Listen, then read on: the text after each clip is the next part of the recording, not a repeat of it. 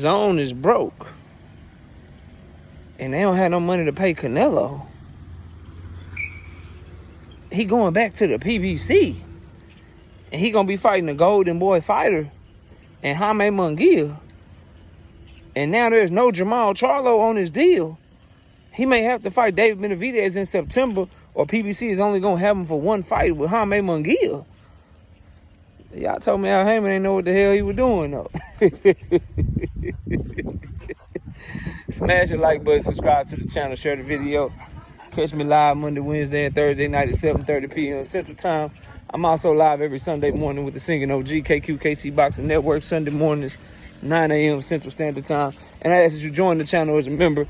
Drop super chats and super thanks when you come by the live streams and the videos that we do. And if you want to debate, hit me up, man. Email is knockoutboxing86@yahoo.com. Let's get it cracking, though. So, as the Canelo Alvarez story unfolds, and we get 2 months away, a little less than 2 months away from Cinco de Mayo. Today, at the time of this video, is March 5th. Cinco de Mayo weekend is going to be May 4th, that Saturday. The actual Cinco de Mayo day is on Sunday. So, about 2 months away from Canelo's annual fight day. We know that Canelo is always fighting on Cinco de Mayo. And so, you can expect an announcement very, very soon. And it's looking more and more likely that all the Al Haymon haters, all the Premier Boxing Champions haters, all the American fight fans that for some reason want to see the biggest and best American boxing promotional company fail, looks like they are going to be eating a ton of crow, bro. And I told y'all this, man. I told y'all about these rumors and believing shit that just logically didn't make no sense. We were hearing things like the Premier Boxing Champions didn't have any money to pay Canelo. Now, I told y'all, no. It's not that they don't have any money to pay Canelo, but they make big fights over there. They want to make fights that fight fans want to see. They want to turn a profit in boxing. And the way you turn a profit in boxing is by giving fans fights that they ask for. And I kept asking questions that no one had an answer to. I said, yo, if they breached his contract and they don't have his money, how come he not suing them? Nobody had an answer for that. I say, yo, if they breached his contract and they don't have no money for him, how come Canelo Alvarez didn't come out and say that? How come Eddie Reynoso didn't come out and say that? No one had any answers for me. I say, yo, if they breached his contract and they did him so dirty, why is he allowing his fighter Gobstick at 175 pounds to fight David Benavidez if the PBC screwed him over? Nobody had no answers for it. And now, all of those questions, the reason that they weren't answered, because your boy KO was on or something, man. I told y'all, bro. Al Haymon is not going to put Canelo in a situation where he's going to keep being able to duck his fighters for the most amount of money possible. And now it looks like other promoters, DAZN, Matchroom, Golden Boy, they ain't trying to put no money up for him to fight no trash-ass opponent either. They not trying to put up $35 million guaranteed for him to fight Edgar Berlanga. It's just funny, the protection that DAZN gets over the protection that Premier Boxing Champions get. Because, see, when they don't make a deal with Canelo, it's not because they don't have no money. It's because Eddie Hearn disrespected Canelo Alvarez and Eddie Reynoso in negotiations, which, again, is not true. Because Canelo Alvarez will let you know if he feels disrespected. He loves Eddie Reynoso like a big brother, mentor/father figure. If you disrespect him, he ain't gonna just let that shit slide. He gonna let somebody know. He ain't said that shit. He ain't said nothing like that. No reports of it or nothing. So that's just bullshit trying to cover their bases because PBC is outmaneuvering DAZN as per usual with getting big fights and getting the fight done. Now, you may ask Knockout, how can Premier Boxing Champions get a deal done for Canelo Alvarez and Jaime Munguia and be the lead promoter in the fight? Because they're the ones putting up the money. Oscar De La Hoya just sent Ryan over there with Premier Boxing Champions as the lead promoter. And what ended up happening? Ryan Garcia fought Tank Davis, and Oscar was willing to do that because he didn't have to put up no money. He just got to sit back and make bread. It would be a similar scenario to what happened in that situation. They could send Jaime Munguia over there, who has a co-promoter out of Mexico. They could send Jaime Munguia over there, and since Premier Boxing Champions is putting up the money for everybody, Oscar De La Hoya can just sit back, do nothing, make money. That's it, that's all. That's all he got to do. And the difference between this situation and the Tank and Ryan situation is, with Amazon Prime backing you, it's a lot bigger, a lot better company, a lot more robust platform than what Showtime had to offer. So he got an even bigger juggernaut behind him than Al Heyman. See, people been hating on the man like he don't have an upgrade, bro. Like Prime ain't an upgrade over Showtime, when everybody knows that it is, bro.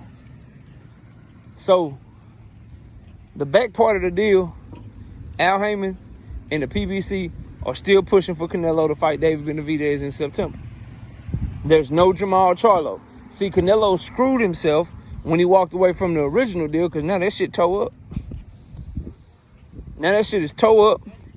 That deal is no longer valid, and they working out a new deal. And so, shit, Canelo gonna have to get down and lay down.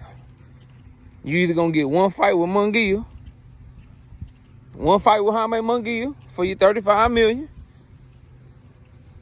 Or if you want two fights, man, we got Munguia, then you got Dave Benavidez in September. And Dave Benavidez is already confirmed he's still willing to just take that little $5 million. You can get your little $55 million plus your pay-per-view. He ain't gonna get no pay-per-view. He just want the opportunity. He just want the opportunity to beat your ass. Where else you gonna go to get paydays like that? And then it's so smart by what Premier Boxing Champions is doing, because by making the first fight Jaime Munguia and getting that shit done, if you do try to go to the zone, who they got for you now? Who they got for you now, bro? If you Canelo Alvarez and you try to take your ass and you fight Jaime Munguia, it's being reported on Prime pay-per-view, and y'all get that deal done, and you say, well, I just want the one fight. All right, cool, no problem. You got the one fight. Then when you start looking for an opponent in September, where you going? Who you fighting? Who you fighting at 168? Just take them back home. Who you fighting at 168? Come on, Blue. Who you fighting at 168, bro? You gonna fight?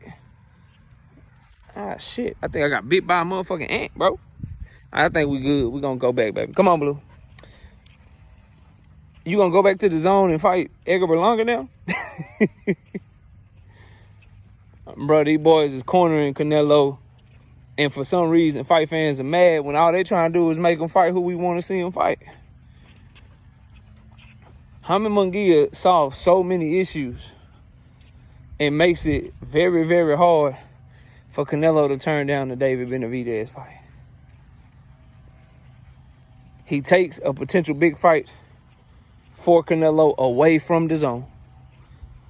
He takes a potential big fight that Canelo could go pursue and leave the PBC. They take that option away. And you give him his Munguia fight on May the 4th. And then now there's nowhere to go but David Benavidez.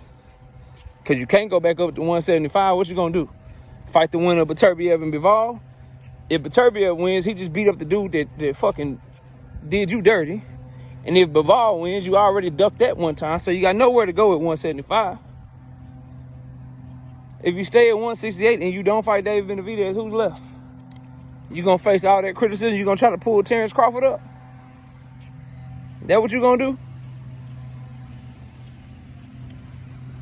And where you gonna get the money for Terrence Crawford? Because he a free agent too. Who gonna pay you them guarantees for him? After what just happened with Jamal Charlo and you? Well, how that's gonna work? So, everybody says this term, chess, not checkers, man.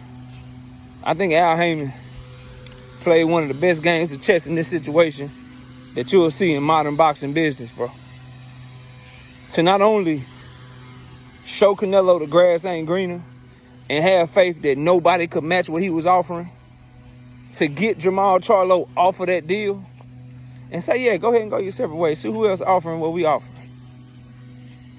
And then to put a deal together where Oscar De La Hoya, after 1 year ago, sending one of his biggest names, Ryan Garcia, over there, to get his ass whooped by Tank. Now you got him sending Jaime Munguia over there to get his ass whooped by Canelo. Crazy, bro. Crazy. Now, I'm sure DAZN is probably going to have to step in, and they probably going to want some co-promotion rights or co-TV rights or something. But it could be tricky because they could just run the fight through Jaime Munguia's other promoter because he's co-promoted by Oscar De La Hoya. He's not only a Golden Boy fighter. So they could run him through his other promoter who doesn't have a contractual obligation to DAZN, or Oscar going to have to play ball. That's his two options. You play ball, and you let Jaime Munguia come over here and you just get your money, and you let us put this fight on. Or if you don't, we can just run him through your other promoter, through his other promoter, since he has two promotional deals. One with a company based out of Mexico and one with Golden Boy Promotions. So it's a lot, bro.